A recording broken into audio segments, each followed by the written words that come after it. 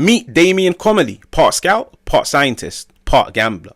He's the man who believes football isn't just played on the pitch, but in the spreadsheets too. This is the story of a man who tried to turn data into trophies, sometimes striking gold, sometimes hitting a brick wall. Comolli built his name at clubs like Arsenal, Spurs, Liverpool, and most recently, Toulouse. Not by following instinct, but by trusting the numbers. He's one of football's biggest advocates of the Moneyball approach, a philosophy borrowed from baseball. Moneyball is simple in theory. Instead of signing players based on reputation, charisma, or highlight reels, you look at the data, the cold, hard numbers. It's like judging a chef not by their Instagram, but by how many meals they cook perfectly every night. At Toulouse, this worked wonders. He signed players few had heard of, like Delinga, like Branko van den Boomen, based on things like expected goals, progressive passing, the result, promotion to Ligue 1, and a stunning Coupe de France win in 2023. But the coin doesn't always land on heads, ladies and gentlemen. At Liverpool, Comolli backed big money signings like Andy Carroll, Stuart Downing, players whose stats look good on paper but never fit the rhythm of the team. It was like buying parts of a Ferrari and putting them in a pickup truck. The engine never quite roared. Comolli was sacked from Tottenham and Liverpool, both times after clashing over transfer choices. His spreadsheets didn't always win hearts or matches. The Moneyball method has strengths. It finds hidden gems, avoids hype, and builds smarter squads on smaller budgets. But it has blind spots too. Data can tell you what a player does, but not always why. It won't show you heart, chemistry, or the weight of the shirt. Damien Comolli remains a fascinating figure, a bridge between the old world of gut feel scouting and the new world of machine-led recruitment. Some call him a visionary, others call him reckless. Either way, he's a reminder that in football, numbers can tell a story, but they can't write the ending.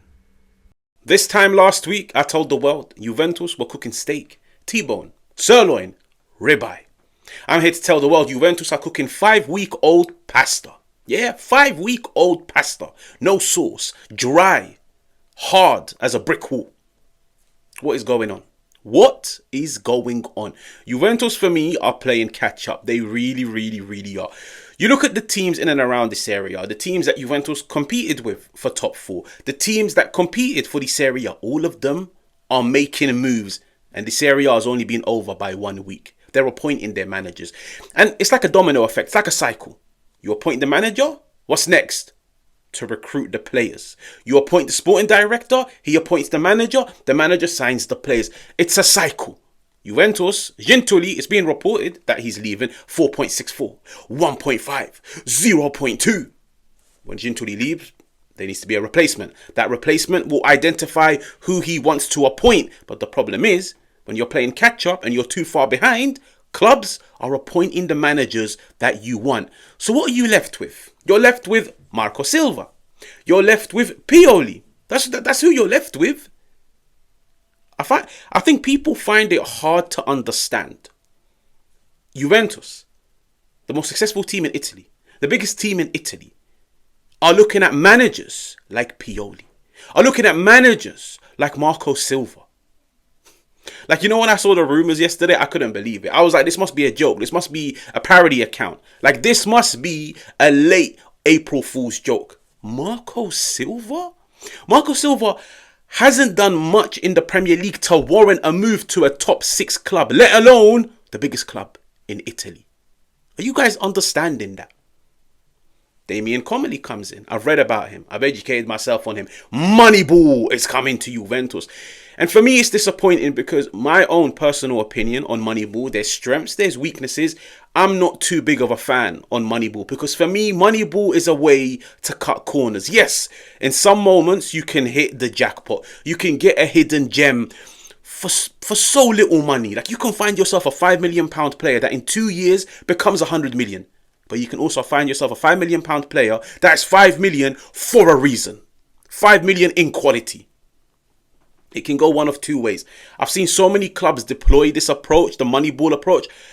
Not many have been successful, and a lot have fallen down the path of building poor squads that have a 2 million goalkeeper, a 5 million striker, and it shows on the pitch. But for me, Moneyball, it's an approach that's deployed by teams that don't have the much of money. And I'll be honest with you guys, in my opinion, top teams across the world the most successful of teams, the teams that go out there, compete, succeed, they want to win trophies, they don't deploy Moneyball approach. They might do it on 1 or 2 or 3 signings, but they are signing players of pedigree, players of experience, players that they can sign and they hit the ground running from day one. And there's a reason why those players cost 50 million, 60 million, 70 million, 80 million. I've seen Milan under Cardinale deploy the Moneyball approach. Guys, they've made some ludicrous signings. Ludicrous signings, but at the end of the day, the paper, it tells you he's good at tackling. Why? Because he averages 3.5 tackles per 90. There's a lot of context that needs to go into the Moneyball approach, yeah? And that's why I'm not too big of a fan on it, because I've seen so many times clubs use it in the wrong way. But Juventus, they missed out on Gasperini. All their eggs were in the Antonio Conte basket. You now look at the teams in and around them. Milan have a coach. Roma have a coach. Inter most likely are keeping Inzaghi. Napoli have a coach. Lazio are still on the hunt. Fiorentina are still on the hunt. And Juventus are still on the hunt. And I'll be so honest with you guys. Juventus shouldn't be in the same bracket as those teams. Those are teams that are going into next season competing for a Europa League spot. Juventus are in the Champions League. Juventus don't want to be eliminated next season in the playoffs. Juventus don't want to be going into the final game of the Serie A campaign next year fighting for top 4. They want to have top 4 cemented. They want to see if they can get into third, into second, if they can compete, even if it's up until Christmas, up until Easter. I feel like they're falling behind. They really, really, really are. And I'll be honest with you guys, it's evident. You could see they're falling behind when you look at the managers that they're being linked with. Yeah, and look, it's coming out as Pioli. It's coming out as either Igor Tudor, Pioli, or Marco Silva. Now, touching on Igor Tudor, I'll be honest, I've made it crystal clear. If Juventus were to keep Igor Tudor, I don't see much growth, in my opinion. And I've said this many times. It's not me being disrespectful. It's not me being harsh. It's not me thinking he's a horrible coach. I just think the stature of Juventus, the size, the expectations, the demands.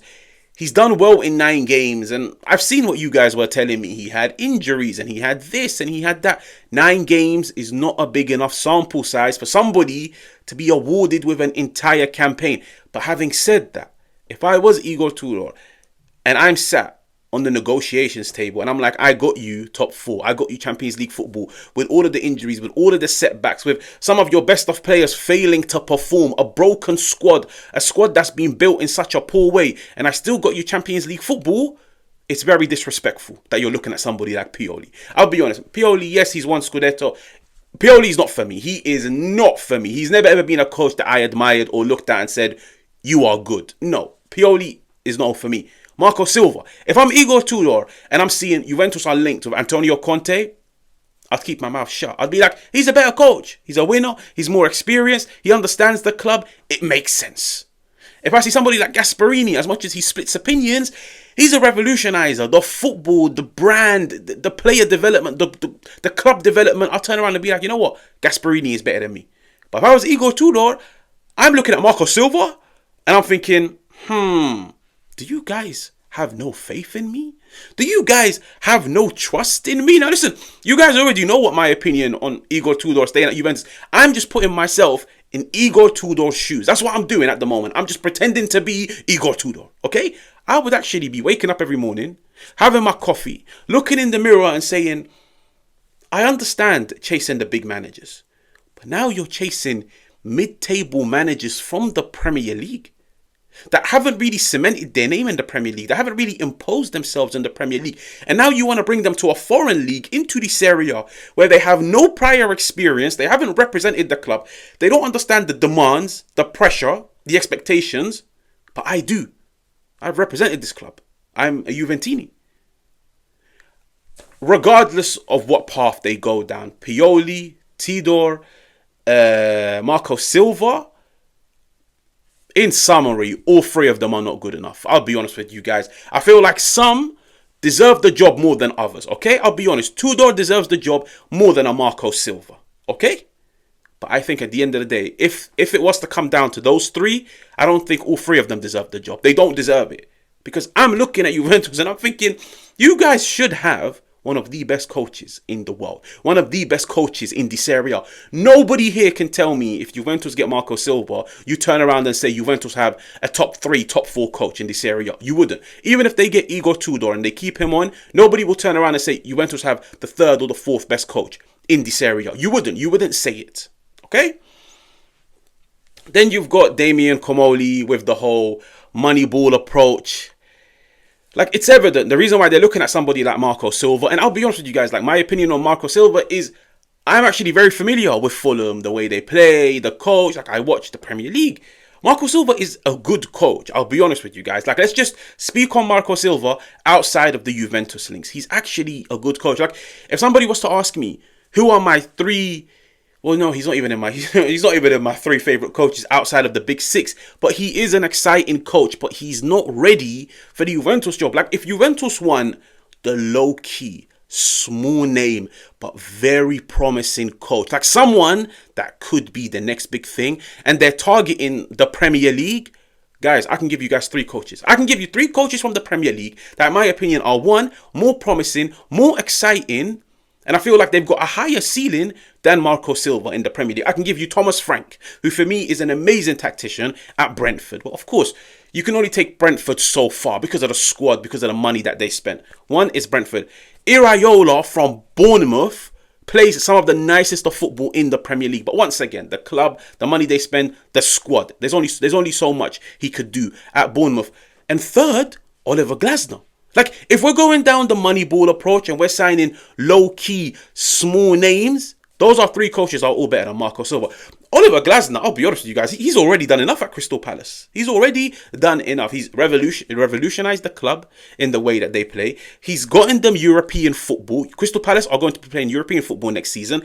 He beat Manchester City to the FA Cup, and he's also won the Europa League with Frankfurt.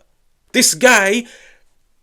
as wild as this may sound, he's looking more appealing to me even than somebody like Igor Tudor. He's been there, he's delivered the goods, he's successful, but if you're going down the approach of a cheap appointment, somebody that isn't the big name that you're hoping in 1-2 years becomes the big name, those guys are more appealing than Marco Silva, than Pioli, in my opinion, than somebody like Tudor. For me, I just look at it and it's looking chaotic. I'll be honest with you guys. Looking at it from the outside, not knowing much on what's going on internally, it's looking like a chaos. It's literally looking so chaotic. No plan. Eggs in one basket.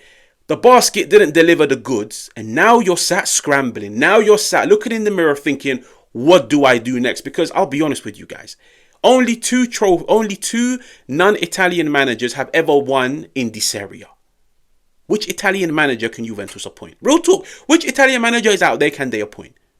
I do look at somebody like the Ajax manager, like Farioli, and say, maybe, just maybe, you take a gamble on him. But even then, I'd be a liar if I told you guys he stands a higher chance than somebody like Tudor. Like Farioli, what is he, 36, 37, 38? I don't know. Like, you can look at it from so many different avenues. There's a part where it's actually disrespectful what they're doing to Tudor, because it's like they haven't told him, are you staying? Are you leaving? Are you staying just for the Club World Cup? Like, what's the plan? Are we on the hunt for a manager? And I'll be honest with you guys, like, I've seen on social some say Tudor should leave because it's disrespectful. Maybe, just maybe. Because you know you are not a priority. You are not first choice. You are not second choice. You are not third choice. And it's now getting to a stage where they're looking at mid-table managers from the Premier League over you. But I feel like he's probably sitting down and saying, I will take on this disrespect in hope that they don't get anybody and I get given a crack. And maybe that's when I'll turn around and prove everybody wrong. But at the end of the day, Tudor for me is being disrespected as a human, as an individual. Juventus, they have no plan. I'm just hoping and praying they come out with the biggest bombshell of an appointment. Like somebody from outside the Serie A, but a big manager. And that's why I said, if they want to go down the approach of Moneyball, bring in low-key, small names, but where the data favours them. You go and look at Crystal Palace's data, the football that they play, very promising. You go and look at Iraola's Bournemouth, the football that they play, the data, very promising. Thomas Frank's Brentford, the data, very appealing. I've looked at Marco Silva's numbers at Fulham this season, last season, the year prior. There's nothing appealing about Marco Silva. Don't get me wrong, he's a good coach, but he hasn't earned the move to to Juventus. You could make a case he's earned the move for a Lazio, for a Fiorentina, but not for a Juventus. Like, people forget Juventus are in the Champions League next season. In the Champions League. You're coming up against the best of teams, the best of managers. I don't know what's going on. I'll be honest with you guys. I actually don't know what's going on. But listen, if you're new, make sure to like, make sure to subscribe, make sure to let me know what you think of this chaos in the comments. And I will catch you guys on another one.